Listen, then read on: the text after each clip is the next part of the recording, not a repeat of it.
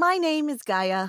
I'm 16 years old, and I'm probably the most beautiful girl you will ever meet in your life. For this reason, I'm extremely popular at school. Everyone has heard of me, and everyone wants to be my friend. My teachers literally worship the ground I walk on, and the principal lets me get away with practically anything. But school is just a small part of my life, considering that I'm already one of the most popular models in my state. I have over 200,000 followers on Instagram. A huge fan base, if you ask me. I work part-time for a modeling company that sends me to different countries to model. I've flown first class more times than an ordinary person can hope to fly economy. The best part about this job is the free stuff. I get designer clothes, shoes, bags, perfumes, accessories, you name it. All I have to do is walk around with my awesome stuff and continue being breathtakingly beautiful. It probably seems like I have the perfect life, right? Wrong. There is something about me that I rarely discuss with anyone because it makes me feel bad about myself. I have never gone on a date.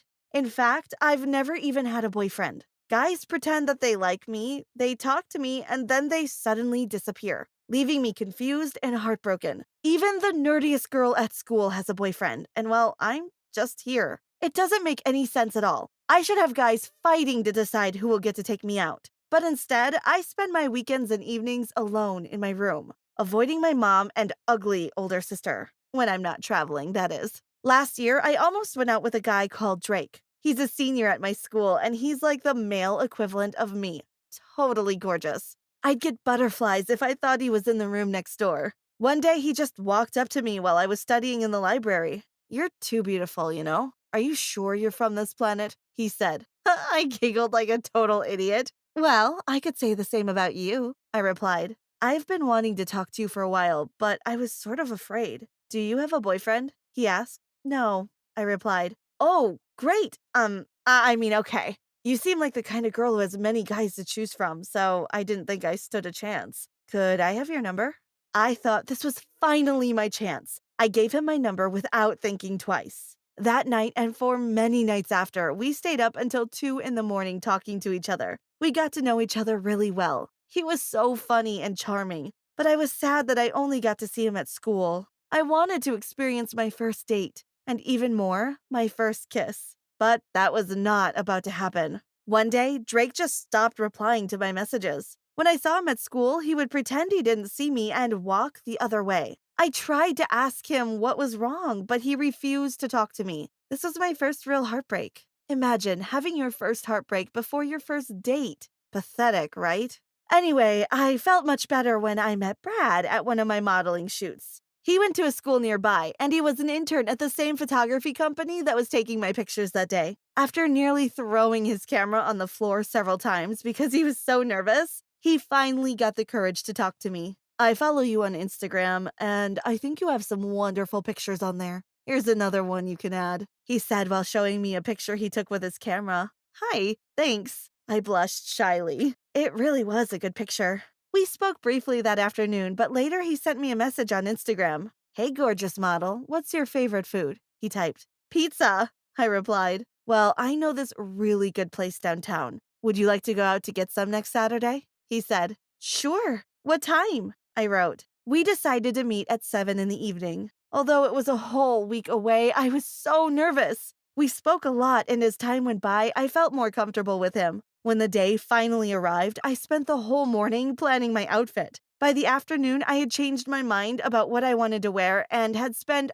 hours trying to figure out something different. Then I had to do my makeup. At 6:30, I made my way downtown to the restaurant. I walked in and looked around. He wasn't there, so I sat down and ordered a Coke. Almost 1 hour later, he still wasn't there. I was angry. He stood me up.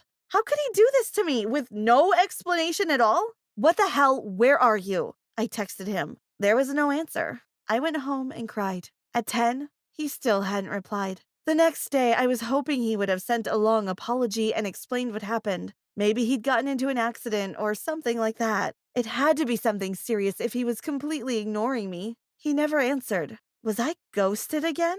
At this point, I felt there was no hope for my dating life. Was something wrong with me?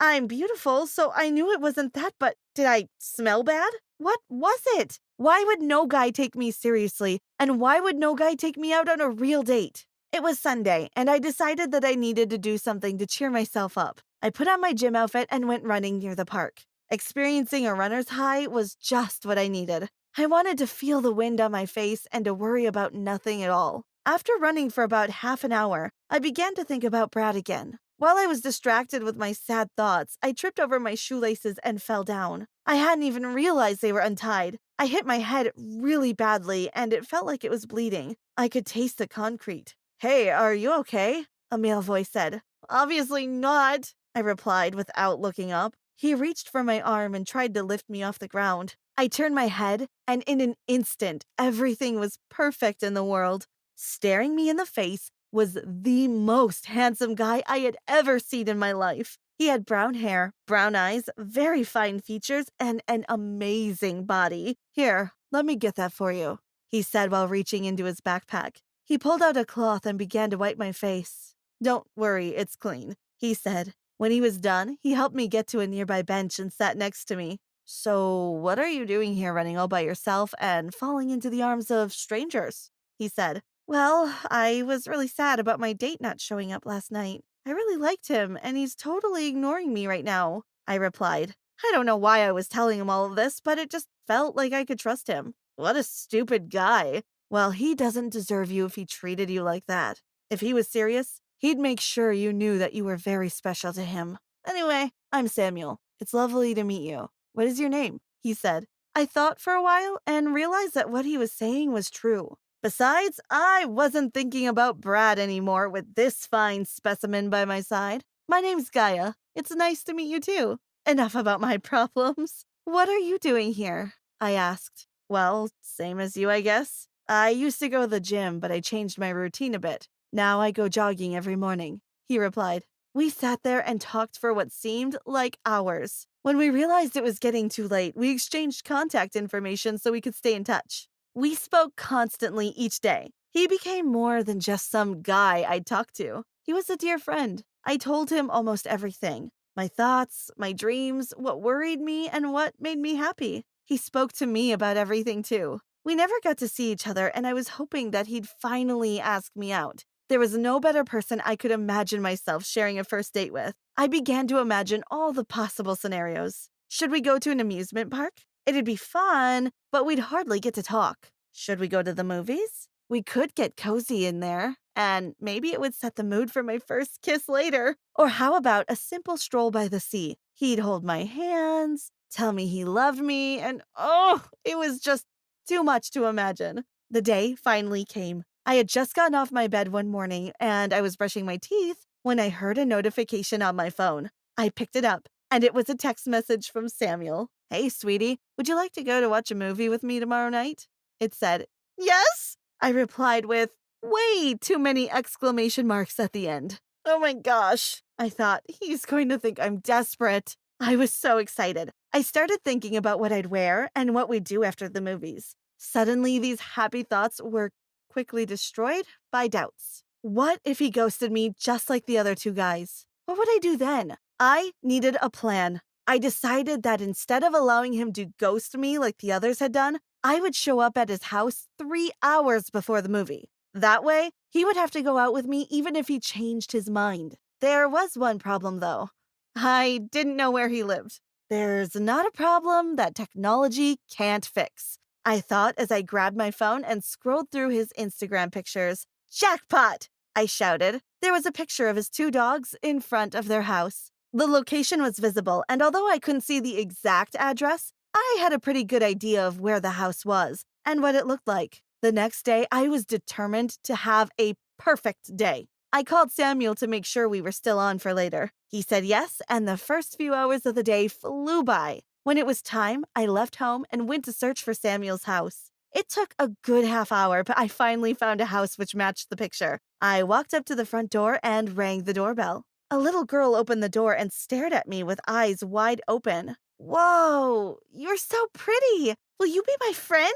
She said as Samuel approached. Gaia, what are you doing here? How did you even find my house? You know what? Never mind. Come in, he said. He looked so happy to see me. When I was inside, he introduced me to his parents and went to get ready. Well, since you're here early, I guess we can do something before the movie, he said. About 15 minutes later, we heard the doorbell ring. "I'll get it," shouted Samuel. He was already ready. I followed him to the door, and as he opened it, I had the fright of my life. Standing in front of us was the most massive man I had ever seen. He was dressed in black and carrying a huge gun. I came to deliver a message to Samuel. Listen very clearly. If you continue to see Gaia, I will have to hurt you. Stop talking to her now and you will be safe. If you do not listen to my warning, you will have a serious price to pay. He growled. He then slammed the door and walked away. I was so confused. Who was he? I had never seen him before in my life. I decided to run after him to get some answers. When I finally caught up to him, I grabbed his arm. "Who are you? Why did you threaten the only guy I really liked?" I cried. "You aren't supposed to know this, but you have some very dangerous people in your family you've never met. They are the ones who've been paying me to do this. I will continue until you are 18. It's only then that the complete truth will be revealed to you," he said and calmly walked away. Now it all made sense. This monster had been chasing away all my potential boyfriends. I ran back to Samuel's house to tell him what I found out, but the door was locked and they wouldn't open it. I had no choice but to go home all alone. Thanks for watching. If you enjoyed my story, leave a like. Subscribe to this channel and check out our other videos. Trust me, you won't be disappointed.